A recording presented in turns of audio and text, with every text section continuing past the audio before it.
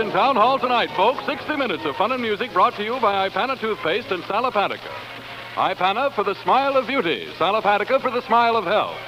Fun with Colonel Stoopnagel and Bud. Music with Peter Van Steeden.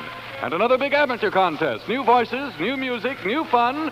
It's Town Hall tonight.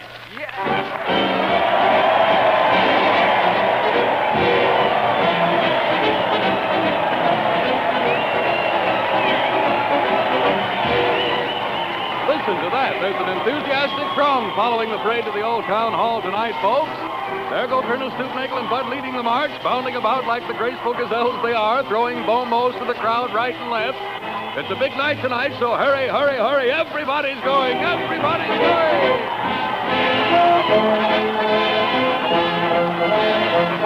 Here's Frightwig Upjump, the famous journalist. Where are you going, Mr. Upjump? I'm covering the Colonel's interview tonight, Bonzel. I want a seat down in front.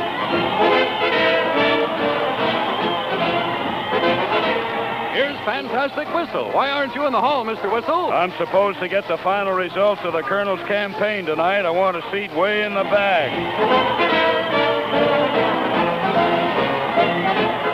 And here are Colonel Stoopnagel and Bud themselves. What's new, fellas? Hiya, Harry. We're getting out our gats to take a few shots at Gangbusters tonight. Some shooting, huh, Colonel? What's that? Yes, sir. A big show tonight, folks. So come one, come all. Everybody's going. Everybody's going.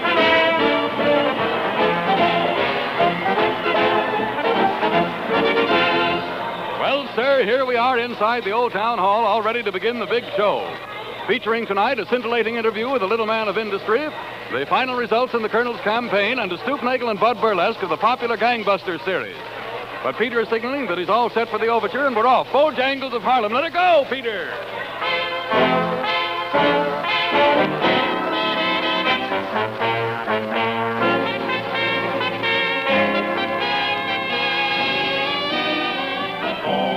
Bojangles of Harlem, you dance a young folks love you in Harlem. They say you've got stuff. Tough guys rumble out of schoolroom, and kids start rushing out of schoolroom. Oh, Bojangles of Harlem, the whole town's at your heels, leaving their class, missing their meals, running like rats, going astray, throw those long legs away.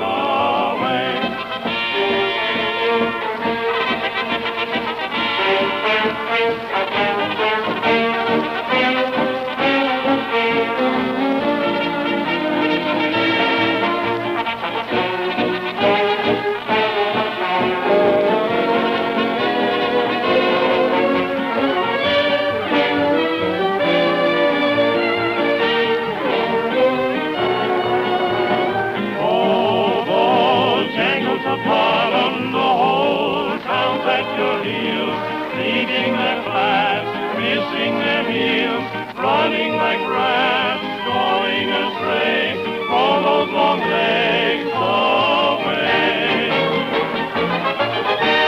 Here they are, ladies and gentlemen, those two famous snapper-uppers, Colonel Lemuel Q. Stoopnagel and Bud.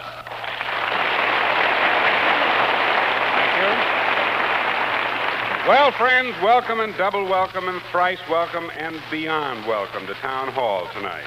This is our farewell appearance here on the stage of the hall, and there's one thing I want to get off my chest, if I may be excused, Bud. All right. The Bristol-Myers Company, makers of Sal Hepatica and Ipana, have been the most undissatisfied sponsors we've ever had, haven't they? Ah, you bet, Colonel. And seriously, if they wanted us to do this same thing over again for them next summer, I like them so well, I'd do it for nothing, wouldn't you, Bud? Why, certainly. Sure. I'll get that. Yeah, all right. Hello? Yes, this is the Colonel. Bristol who? You're not interested, I see. Well, goodbye. What'd they want, Colonel? I couldn't hear a word the guy said. Well, maybe they were congratulating us on our new show.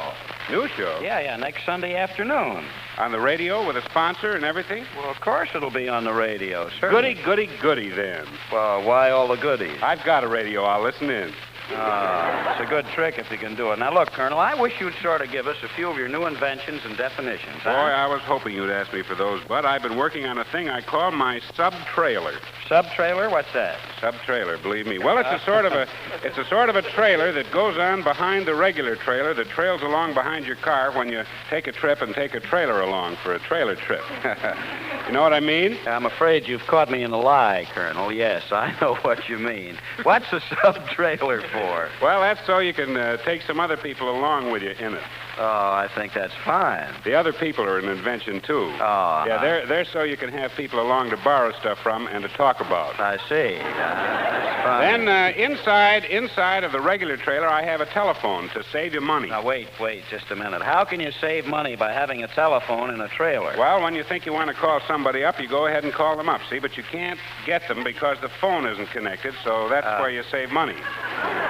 Why, listen, last year alone, I know a fellow who saved enough money that way to set his son up in business. What business? The business of selling telephones to trailers that aren't connected, so you can't call, and therefore you save enough to set your son up. My stars, Colonel, how under the sun you ever think of silly stuff like that is beyond me. Stars, sun, that reminds me, Bud. I've got a series of definitions for the sun and for the stars and for the rain and the moon that'll slay you. You want to hear them? I was afraid of that. Definition for the sun, rain, moon, and stars, huh? Uh-huh. Well, if you promise to let Peter play afterwards, go ahead. Well, the sun is stuff that you get burned from it. Uh-huh. Rain is stuff they call ball games on account of. Yeah. The moon is what some mountain has been trying to get up over Kate Smith all this time. Yeah. And the stars, oh, the stars.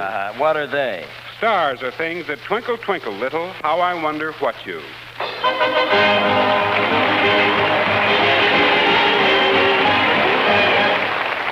Thank you, ladies and gentlemen. All last week, the Colonel was hard at work, as you heard, in his laboratory on Observatory Hill. And out of a veritable maze of things and stuff has come something. Would you like to explain it, Colonel? Try and stop me.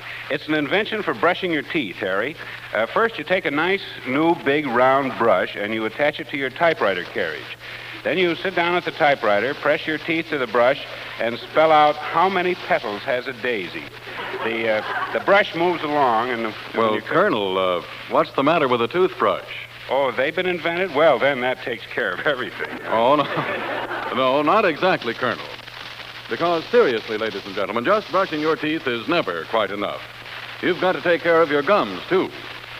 Any dentist will tell you the teeth are seldom white and sparkling when gums are soft and tender.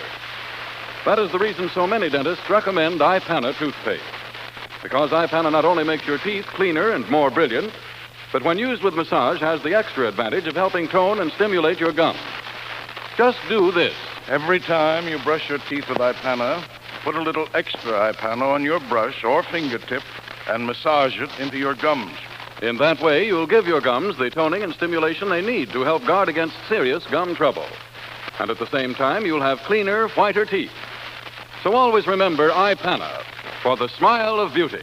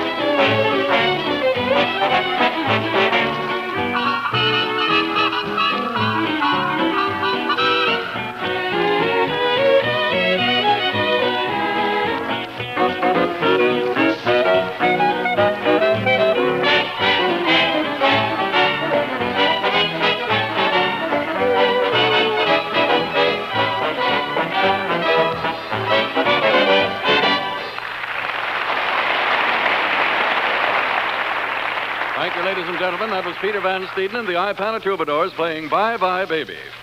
Now we present the final chapter in the historic campaign to keep Stoopnagle out of the White House. Keep him out of the White House. You can't tell what he might do. Let's find a place for him in a lighthouse. Or maybe we could put him in a zoo. A special election of the voters is being held today all over the United States to determine whether or not we shall have Stoopnagle in the White House or out of it. And the jittery candidate sits in his campaign headquarters at Crawling on the Hudson, New York, as reports come in from every nook and cranny of the country. Bud, who has stood by our candidate through thick and thin, high, wide, and handsome, black and blue, and fire and water, is pacing up and down as telegraph machines bring in the news.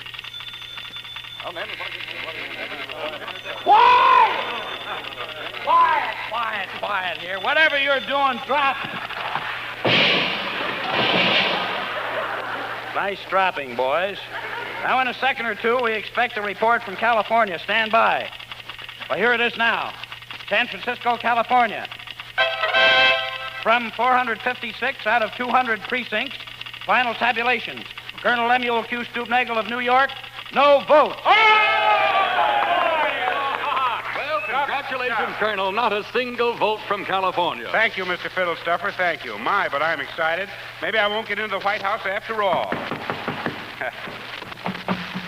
Hey, is this a campaign headquarters for keeping Whitenagle out of the Stoop House? I got a message for you. Hooray, man. Listen to this. It's from Dallas, Texas. It says, practically complete reports from 678 out of 200 counties here give Stoopnagle no votes and his opponent 456,678. It looks as though I have a good chance of not winning. Oh, boy. Hey, my goodness, what's this? Hey, Colonel, they're bringing the Alabama votes in here in an armored car. Here comes the man up the stairs with them now.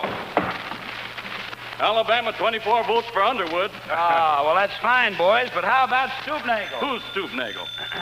I'll get that phone, men. Quiet now. Hello, campaign headquarters for keeping Stoopnagle out of the thing. Stoopspickle-nagling. Oh, hello, Ma. Yeah, it's a fine fight, Ma. Yeah, hope to lose any minute now, Ma. Yeah, I'll be right home, Ma. Goodbye. Who is that, Colonel? My father. He wanted to know about the mortgage. Hey, shut that door. My gosh, that's ice-cold wind coming in there. Sorry, sir, but you'll have to stand it for a moment. The Alaska vote is coming in. The vote from Alaska. Well, now, this is fine. I am Captain Bob Tartlet, folks, and I have come here on my little ship, the North, the many long miles between here and the coast of Alaska. There was a vast amount of interest in the voting, and Stoopnagle is a vast favorite up in the vast stretches of the frozen North country. Yeah, well, how was the Well, voting? Just a minute. Well, How was the voting, Captain? We're all anxious to know, as the thing is pretty close here in the United States. every person voted this year, and it was just fine. As nice a compliment as I ever paid to any candidate. Yeah, well, who won up there, Captain? Well, Stoopnagle is a great favorite up there. Everybody in the whole... Captain, Hey, please, look. what? What was the final count of the vote? Everybody likes Stoopnagle up there. When we were going... Wait a minute. What? How many votes did Stoopnagle get? Minus 42. Say, Harry. Yeah? During all this confusion, have any results been coming in from the other states of the Union? Yes, Bud, we've got them. Attention. The total vote. Other candidates, 13,567,002. Colonel Stoopnagle, 1. A vote for me? A vote for me, Harry? Yes. Well, I've been double-crossed, the very idea. Give me that phone. Hello, operator. Get me Rhinelander 44422. Hello, Ma. Gee, thanks, Ma. If he gets in the White House, we'll never get him out of there no more. And now the Town Hall Quartet, ladies and gentlemen. Tonight the boys revive a great favorite of a season or so ago, Louisiana Hayride.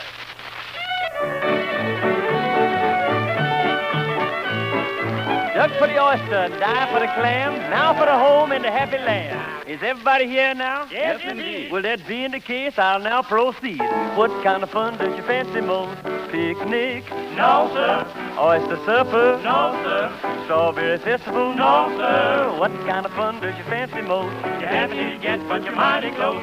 Don't hold it back any longer, it's a hayride. Yes, sir. Get going, Louisiana hayride. get going, we always ready. Start something, Louisiana hayride. no use for calling the roll.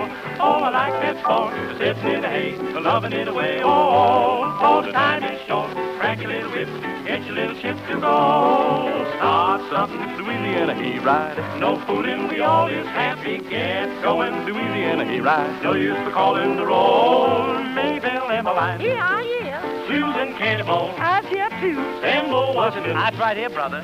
he's from McKinley, Highs, yeah. Clementine, Carolina Donna, boy, they's all here. Miss Marinda, Flora, and Linda. Yes, sir, brother, we's all here. Francis Abraham, Highs, yeah. Moses Abraham, Highs, yeah. we all here. You can see, we all here.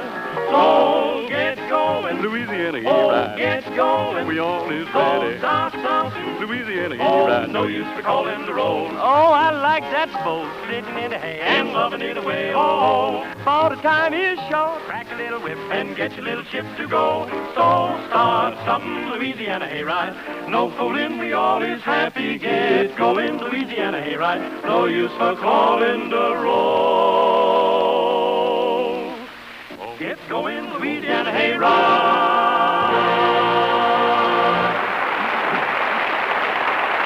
Thank you very much, ladies and gentlemen. Thank you, boys. Tonight we're going to do one of those man on the pavement broadcasts. And just to make it a little more confusing, we're not going out on the pavement.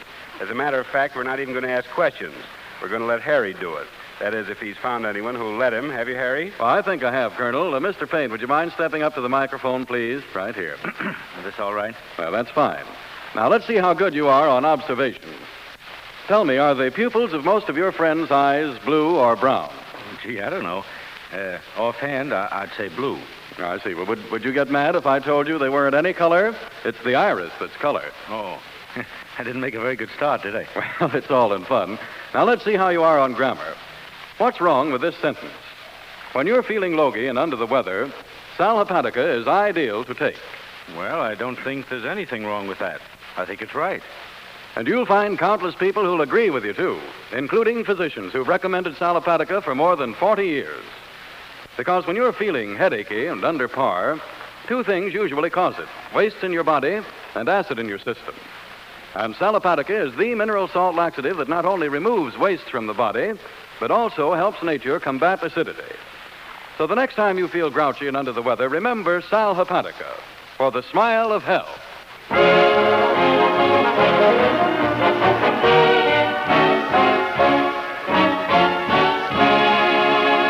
Ladies and gentlemen, the Colonel stepped off the stage a minute to finish writing last week's show. So now I'm going to take this opportunity of interviewing one of our little-known men of industry. Will you come up to the microphone there, Junior, please? Yes, sir. Come right up. Hello. Hello, Mr. Priddle. Have I got that name right? Yeah, Priddle. Pyramid Q Priddle is the whole name. Well, that's nice to know that. What do you do for a living, Mr. Priddle? What? I say, what do you do for a living? I pile the fruit in fruit store windows in pretty pyramids. Oh. Yeah, a lot on the bottom and Yeah, not so good on top. So That's you're money. the guy who does that, huh? Yeah. It must take quite a time to learn to put oranges and lemons and stuff in pyramids that way. Yeah, it does. I guess I was just a natural at it, though. You see, I was born in Egypt right under the very nose of the pyramids. You were, huh? Yeah, my mother was, but my father wasn't. But we lived there on the desert, and sometimes the sand blew in my eyes, but I don't mind the sand once in a while. Look at spinach. Spinach Yeah, is- now look, I know, wait a minute. I know all about look that. at spinach? Yes, I've looked at it. That's yeah. pretty nice. Yeah, it Look at certainly it. is, yeah.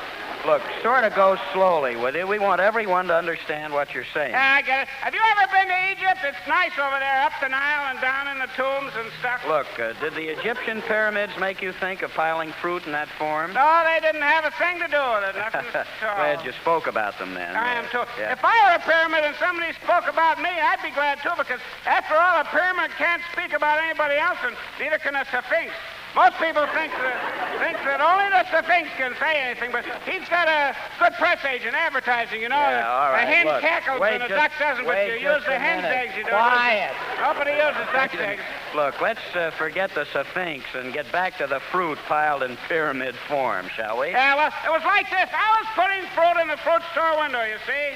I worked in a fruit store at the time. Yes, you must have. Yeah. I must have. Well, I was placing apples here and grapefruit here and oranges there and oranges here and grapefruit over there. Well, anyway, a fellow named Joe Glutz. You know Joe. Oh, sure. Oh, great guy, Joe. Yeah, you bet. Nice boy. Joe? Great fellow, yeah. Oh, well, Joe came along and he kept saying to me, bet on Pyramid, bet on Pyramid. Pyramid is a horse, you know. Yeah, nice fella, Pyramid. You bet. Yeah, great guy. Oh, yes, sir. Great fellow, Pyramid. Yeah, Joe's a nice horse, too. Fine horse, Joe. Yeah, well, Pyramid said to me, bet on Joe. Hey, I'm on. Hey, who got me? Who? Come out, wherever you. Who got? Well, I'm back again now. Well, anyway, while he was telling me to bet on this horse Pyramid, I was gradually, unconsciously. What? Yeah, I was gradually, unconsciously. Yeah, I can understand the unconscious part of it, No, I was gradually, without thinking, sort of piling up the oranges in the shape of a pyramid. Uh-huh. Well, Joe left, and suddenly I heard old Frozen Face coming. Are you the same fella talking? Yeah, old Frozen Face. Yeah. Who is old Frozen That's Face? what I'm supposed to Yeah, say. he's the boss. His real name is Cold Map. We boys call him Frozen Face, but not to his face. Yeah, just to his frozen. Yeah. But instead of getting mad at me for shaping a pie like a pyramid, the boss gave one yelp of joy, ran to the phone, and called the bookie and put $2 on Pyramid to win. Well, did the horse win? Oh, it's a great race. A nice race. Oh, fine. Yeah, Joe's a nice Oh, race. you bet. So's Pyramid. Yeah, which do you like best, Pyramid or race? Oh, where was I? Now, look. Did Pyramid win the race? I mean, that's what we're all interested So in. now the boss has got me doing nothing else but piling oranges and grapefruit in the shape of pyramid in the window of the fruit store. Yeah, but what do you do meantime for recreation? Oh, I've been trying a new stunt. I've been trying for months now to put the pyramid in the window upside down. Well, did you have any luck? Luck, you bet. The horse came in and paid 5 to 1. Fine.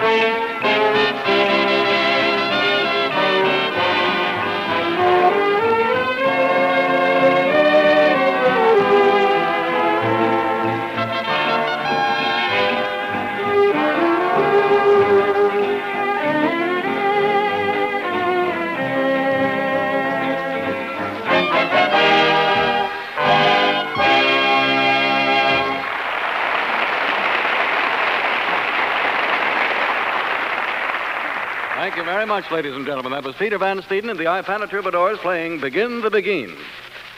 Now, Colonel Stoop, Nagel, and Bud present another of their popular burlesques of radio. Tonight, a takeoff on that well-known network radio program entitled Gangbusters. Mr. Phillips Lord, when asked by the colonel whether his permission might be granted, replied, What can we lose? which led the colonel to believe that it was all right with Mr. Lord. So now Town Hall takes pleasure in presenting that eminent criminologist, Colonel Ganguel Q. Stoopbuster, and his partner Bud in a daring expose. Are you ready, boys? What can we lose?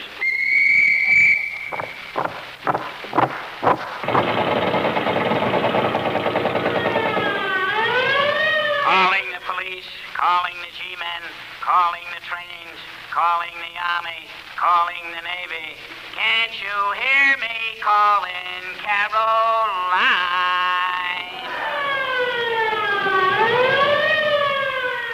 Gangbusters, stories of the police and their unending crusade against crime.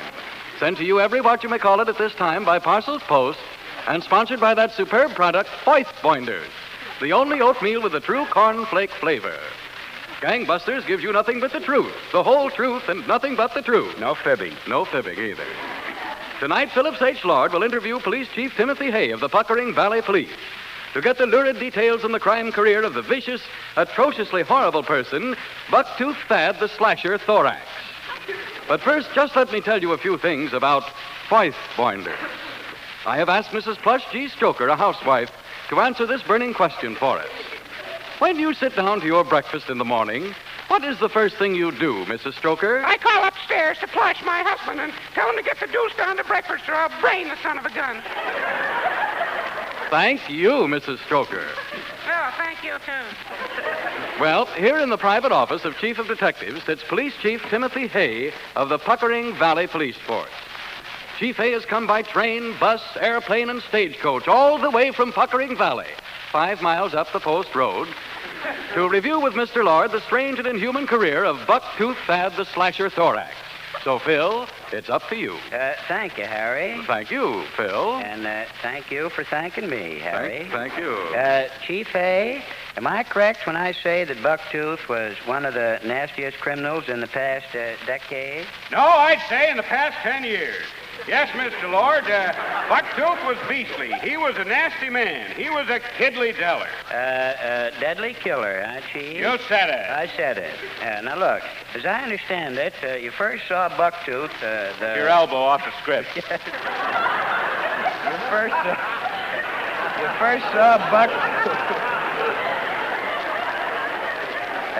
begin again. You first saw Bucktooth, whatchamacallit. Third time you first saw Bucktooth there.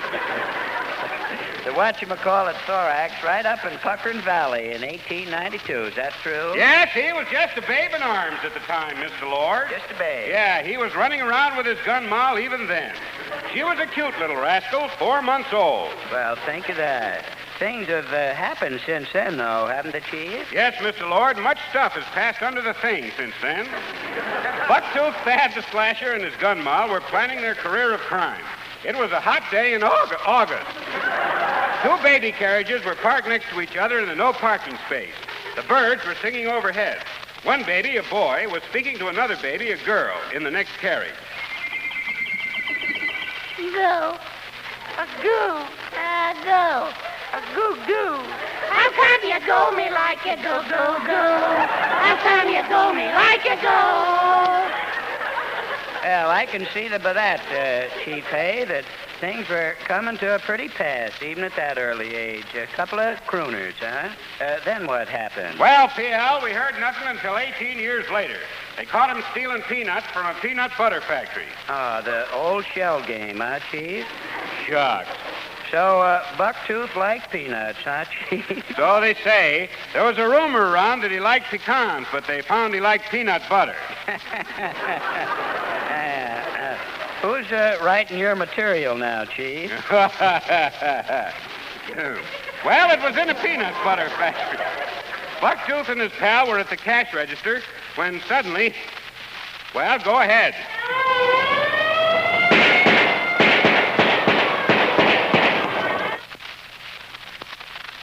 That must have been an awful mess, Chief. How many were killed? Well, sir, not a shot was fired. Well, shut my mouth. What happened then? Well, he was sent up the river for 10 years. The next we heard of him was the day after he went to Sing Sing. Of course, when he got out, he immediately went back to his old pals of the underworld. His best friend at that time was Cuthbert the Gouger. So now, Mr. Lord, we will have a scene where Thad the Slasher and Cuthbert the Gouger are entering a jewelry store with the idea of stealing jewels. A new idea. Listen. Hey, easy there. Easy, Thad the Slasher, Thorax. Yeah.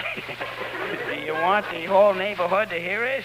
Let up, Cuthbert the Gouger. I guess I know my business. Now raise the window and get inside. Okay, kid. Hey, I don't like the looks of the joint. Oh, shut up. Now, look, here's the cash register. Let's see, you push the little valve down. Empty, huh? Well, I guess we gotta get the safe. Where's that safe? Have you seen a safe? Here it yeah. is. They keep the jewels well locked up. There's nothing like a safe for keeping jewels. Yes, and there's nothing so safe as eating Foyth Pointers, the oatmeal that tastes like cornflakes. Hey, who is this guy? A copper? No, he's just one of them radio advertisers. Go ahead and open the safe. He ain't gonna bother us. When your little boy comes home early from school in the afternoon after a hard day and he says, "Mother, I'm hungry," what do? Tell him he can't have anything to eat until dinner time? Perhaps. But if you were a wise mother, you will say to him, "Hand me that nitroglycerin."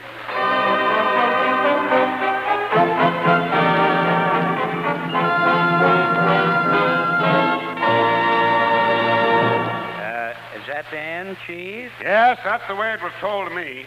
It makes a nice, dull story, doesn't it? Yes, it does. Thanks, Chief. And Yeah. now, Harry, if you will, please, I'd appreciate it if you'd announce something about the clues, which we always broadcast at the end of our programming. "All right, Phil. We now bring you several honest-to-goodness clues sent in to us from police chiefs all over the country. A clue from the chief of police of Dandruff on the Knob, Nevada. We want information on Bud, partner of the team known as Stoopnagel and Bud, for grand larceny. When last seen, he was jumping off the top story of the Empire State Building with a piece of fly paper in his hand. If located, please gather up the pieces and lose them. A clue from the chief of police of Puckering on the Valley. Information wanted on the whereabouts of a man calling himself Colonel Stoopnagel. He is about 200 feet high and weighs 38 pounds. When last seen, he was wearing umbrellas on his feet and carrying a pair of high-button brown shoes above his head. If found, please notify. Please notify. What about his record? It's broken. It's broken. It's broken. Broken.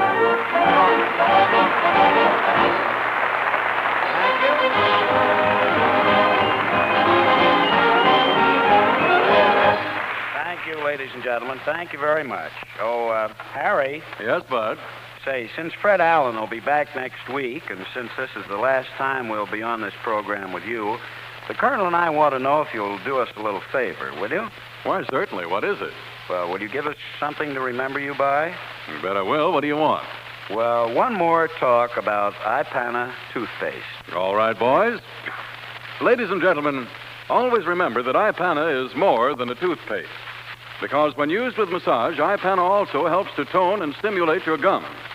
And that is mighty important because dentists say The many creamy, well-cooked foods we eat nowadays do not give our gums enough work to do to keep them firm and healthy. So they grow lazy and soft through lack of exercise and stimulation. And you can supply that stimulation by massaging your gums with Ipana. Put a little extra Ipana on your brush or fingertip and massage it into your gums every time you brush your teeth. And in that way, you'll give your gums the toning and stimulation they need to help guard against serious gum trouble.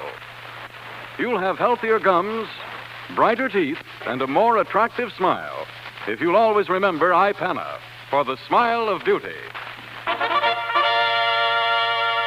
Now, ladies and gentlemen, Town Hall tonight will continue immediately following your station announcement.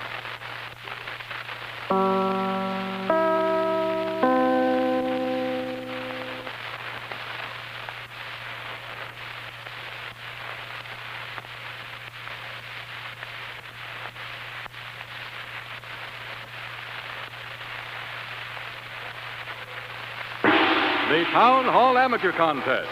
We have on our stage again tonight a group of anxious and eager amateurs waiting to compete in our weekly contest. Before Colonel Stoop, Nagel, and Bud resume their duties as hosts, let's start these folks off with a rousing town hall reception.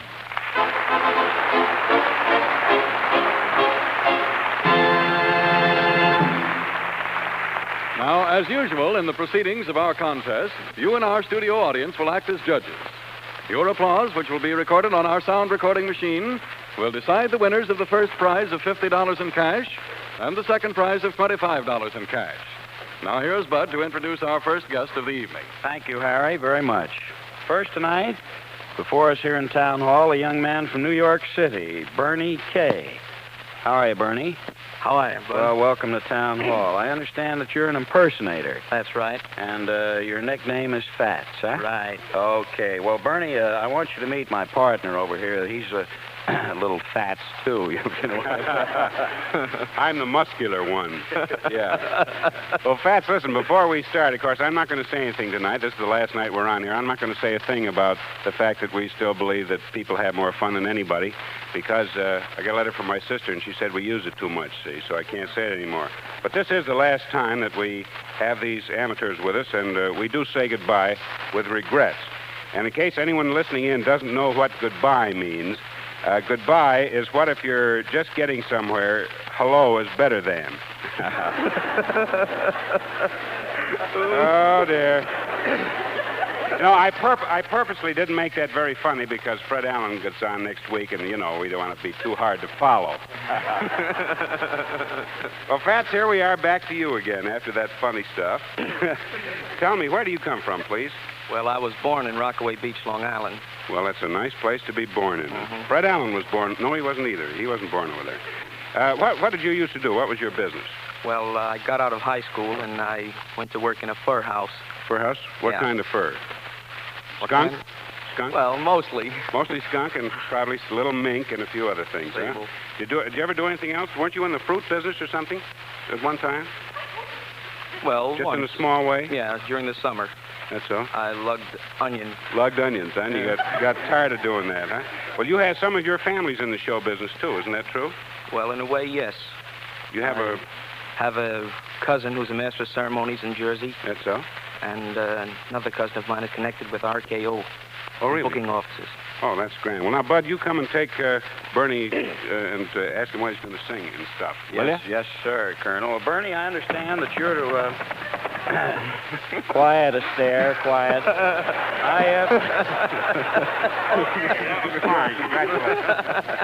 I understand, Bernie, that you're going to offer impersonations of Herman Bing, the young man who sang in the picture The Music Goes Round and Round, and the title of the song is the same. That's right. And second, you're going to imitate Fats Waller singing Shoeshine Boy. Correct. Bernie, go right ahead. I blow through here, and the music goes round and round, ooh, and it comes out here, right there. I push the first valve down, and the music goes round and round, ooh, and it comes out here. And then I push the middle valve down, and the music goes round and round, below, below, below, billy-ho-ho-ho. Listen to the shells come out. Then I push the left valve down, and the music goes round and round, ooh, and it comes out here. Fats Waller. Shoeshine boy, you work hard all day. Shoeshine boy, ain't got no time to play. Every nickel helps a lot, oh. So shine, shine, shoeshine boy. Now you find joy in the things you do. Shoeshine boy, you're seldom ever blue. You're content with what you've got, oh. So shine, shine, shoeshine boy. Now the people look at you with scorn because your clothes are worn and torn. Still you never whine, oh. Why you keep walking up and down the street, you're pleading with each one you meet. Say, brother, can you spare a shine? Oh, shoeshine boy, soon the day will come and shoeshine boy, soon a tune you'll hum. Every nickel helps a lot, oh. So shine, shine, shoeshine boy, yeah. Thank you. Thank you, ladies and gentlemen. That was Bernie Kay of New York City, an impersonator. Now standing before me, two gentlemen, two young lads from Astoria, Long Island. Hi, fellas. How are you? What are your names, if you... Joe and Charlie Patello. Joe and Charlie Patello. And you're equipped with harmonicas, both small and large, huh? You know, my partner claims he's an organist, and, maybe, is that anything... Colonel, is a harmonica anything like an organ? Yeah, it's the same thing. Same thing, yeah. A little different. Boys, how are you? Tommy, I understand that you are in a rather peculiar kind of a business, you two boys. Isn't that true? That's true. What do you do, please? Well, we're sort of pitmen for the midget car races in the Madison Square Garden Bowl. Over in Long Island? That's right. You're pitmen, and when the cars break down or anything, they come around to you and you fix them? And fix them up as soon as possible. Fix them up as soon as possible. You don't play the harmonicas while you're fixing the... Oh, no. Well, they fix the car. Hey, Bud. Yeah? You know those little midget cars that these boys are talking about? Uh-huh. How do they go? I mean, when you're over there watching them, how do they sound? Whiz. Oh, that's marvelous. That certainly is nice. Boys, what are you going to play? Nagasaki, huh? Nagasaki. Nagasaki. Go to it, please.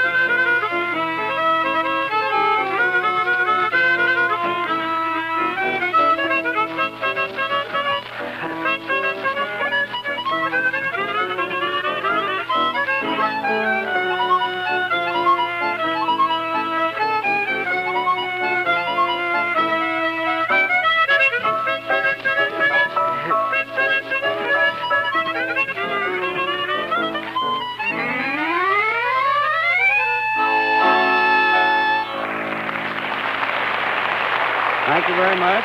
Joe and Charles Patello of Astoria, Long Island. Harmonica duet, and the title of the tune, Nagasaki.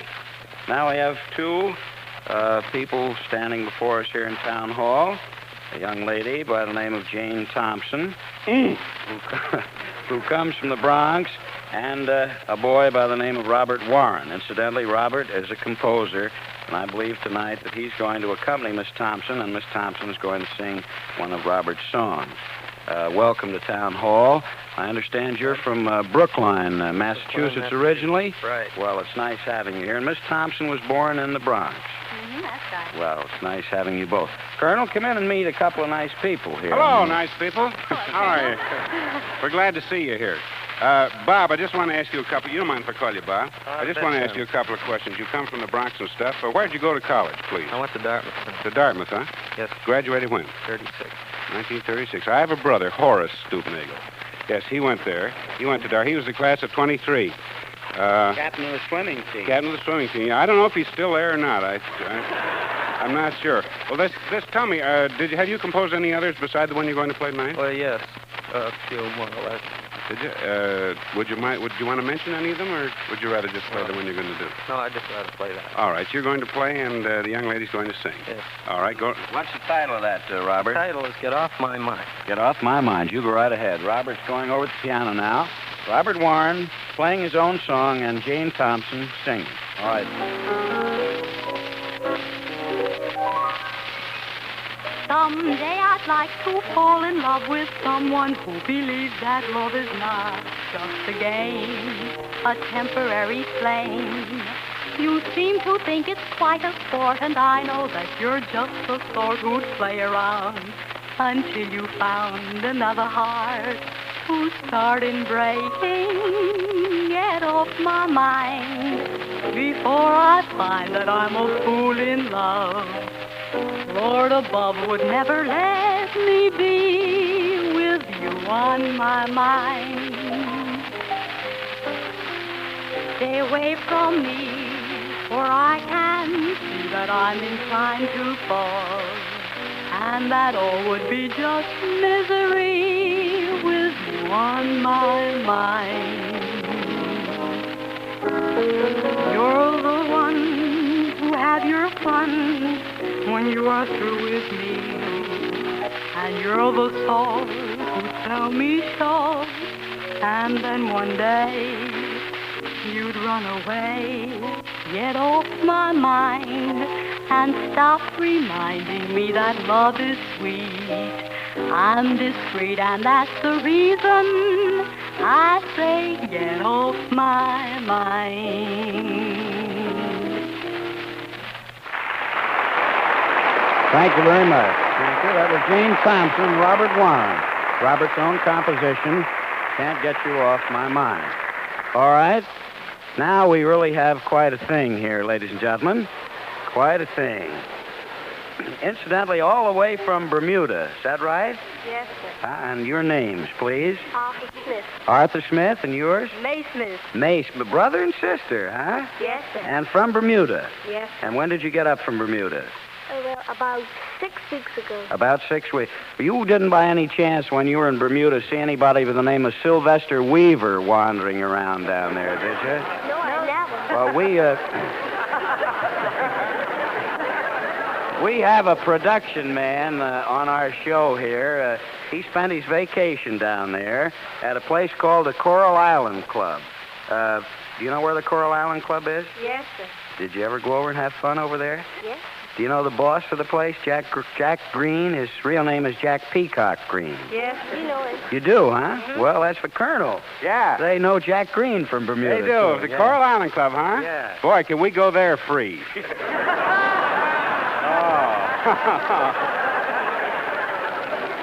By golly, we better.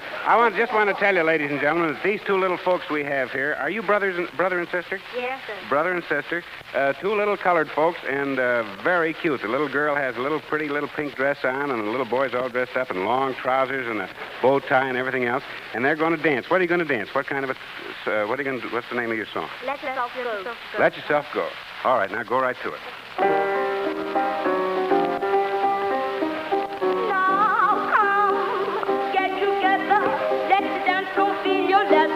Step slightly as a feather, not let yourself go. Now come, hit that timber, loosen up and start to limber. Can't you hear that hot marimba? Let yourself go. No, let yourself go. No, relax. Let yourself go. Say relax. Oh, I got yourself tied up in a knot. Now you come with music. So come, curl closer. Don't you dare to answer no, sir. Put your banker, clerk, and Rosa, let yourself go.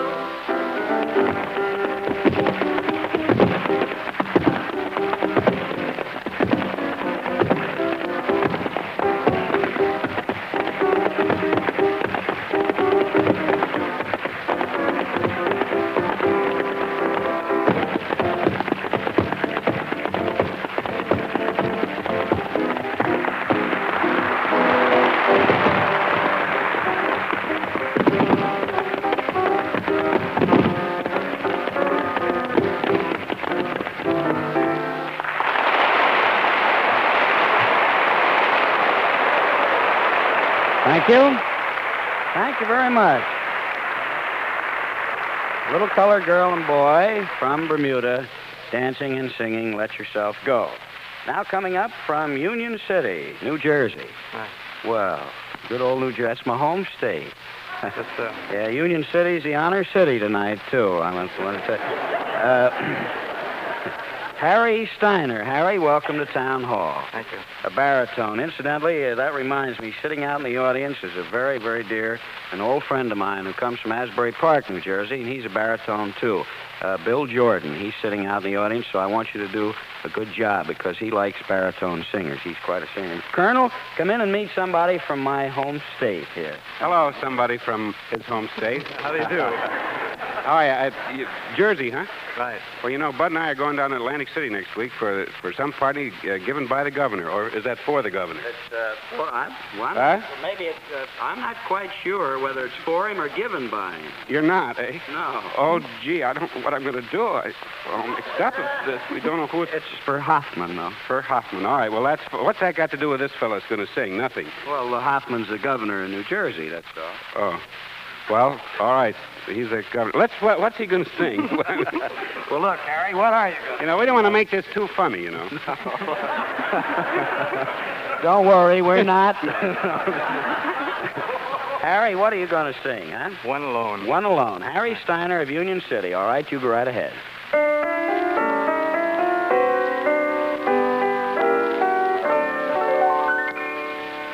One alone to be my own. I alone to know her caresses. One to be eternally the one my worshiping soul possesses.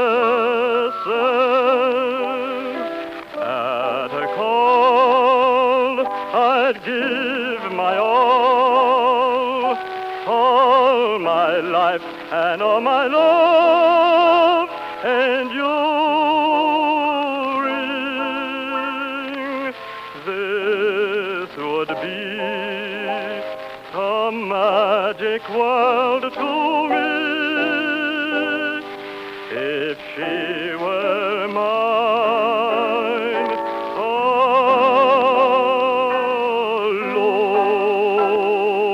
alone. Thank you. Thank you very much. From Union City, Harry Steiner, a baritone, who sang One Alone. And now I'm practically surrounded here. Don't sneak up on me, fellas. I'm a little touchy here. How are you? What is this, the four, what is it again you call Blues them? Chasers. The Blues Chasers. Well, welcome to Town Hall. Are you going to sing one of your own compositions, or... No, it's not one of our own competitions. Don't be afraid to tell your mother. Don't be afraid to tell my mother, huh? Anybody's mother. Just don't be afraid to tell your mother. Don't be afraid to tell my mother it's not one of your own compositions. Colonel, come in and speak to the Blue Blazers here, will you? Hi, boy. Hi. If you don't mind, I'm going to ask you very quickly here just what your names are. There's one fella here named Hobson somebody. What's your last name? Broadway. Broadway. Hobson Broadway. And you're the first tenor, huh? Where were you born, Hobson? Greensboro, North Carolina. Come a little closer, will you? Greensboro, North Carolina. And where do you work now? I work in Inwood. In a drugstore? No, I work for a shoe repair shop. Oh, in the shoe repair. I got them a little mixed up here, yes. I've got to get after Uncle Jim. He doesn't give me the right dope on you fellas. Then there's the second tenor here, Clarence Walker. Yeah, that's my name. That's your name, and you got the guitar there, huh? Guitar. Second tenor. And what do you do now, please? Well, I'm unemployed at the present. Unemployed? Yes. Oh, I see. I thought you were in the WPA worker. I was. Oh, you were? Yeah, I was. Well, you can lean on that second tenor there. And the next man is Victor Tynes. And you're the baritone, and you were born down in Greensboro, weren't you, Yes, Victor? sir. And what's your present job? My present job is bellboy. A bellboy out in Harlem, isn't it? Yes, sir. That's fine. And John Adamson, That's right. you're the basso, I should say. Basso profundo, huh? And what is your business? Messenger clerk. You're a messenger clerk. Well, that's fine. Now we got everything all set. Colored male quartet, ladies and gentlemen, singing Don't Be Afraid to Tell Mother. Okay. Don't be afraid to tell your mother, afraid that she'll discover that you and I have planned a little home. Don't be afraid to tell a soul, she must be told you know, for our lives we must live all alone. For if you tell her that you love me, dear, and I'll be waiting at your door. But if I have to wait around a year, I'll have to say I'm going away and never come back no more. Don't be afraid to tell your mother, afraid that she'll discover that you and I planned a little home. I mean, that you and I planned a little home. Boom, boom, boom, boom, boom, boom, boom.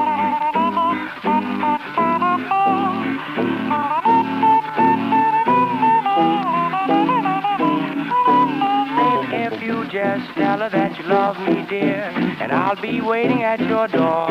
But if I have to wait around a year, I'll have to say I'm going away and never come back no more. Don't be afraid to tell your mother, afraid that she'll discover that you and I planned a little home, I mean, that you and I have planned a little home. Thank you. Thank you very much. That was the Blues Chasers, a colored male quartet from New York, singing Don't Be Afraid to Tell Your Mother. And now, another instrumental group, ladies and gentlemen, the Arrowhead Swingsters, Angelo, Frank, and Mike. Instrumental trio. They're going to do Tiger Rag. Before you begin, boys, the Colonel has just a word to say to you. Hello. Hello. Thank you, Colonel. Now, the Arrowhead Swingsters. Now, let's get at that Tiger Rag. 1, 2, and right in there and fight.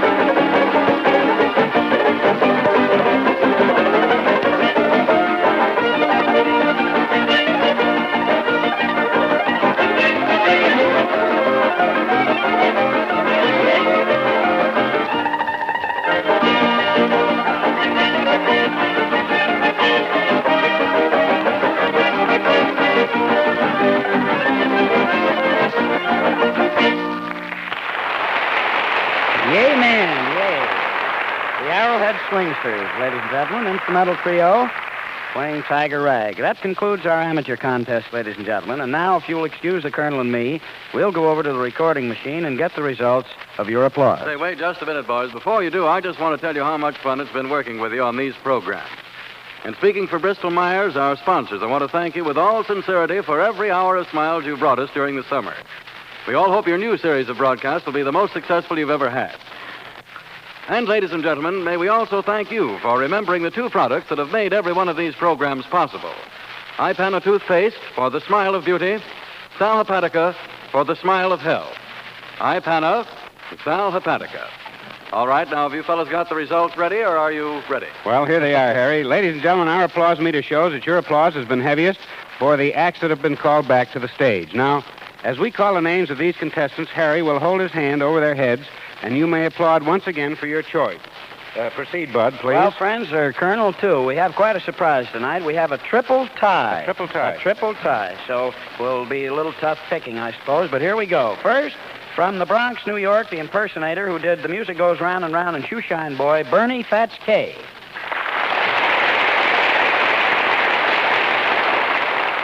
Next, from Duluth, Minnesota, the boys, the instrumental trio who just played Tiger Rag, the Arrowhead Swingsters.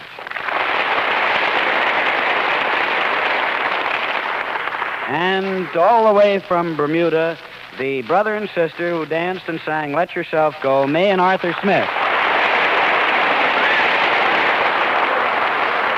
All right, Colonel, now what does the applause meter show? Well, here's the news, Bud. The first prize of $50 in cash goes to the two little folks from Bermuda, May and Arthur Smith. And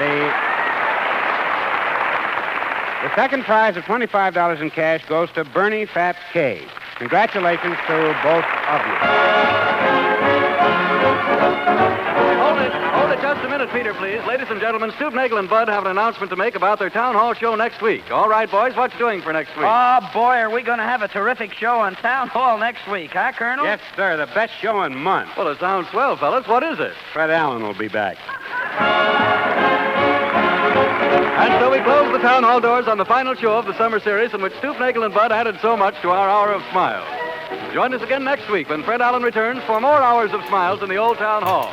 Until then, good night. This is the Red Network of the National Broadcasting Company.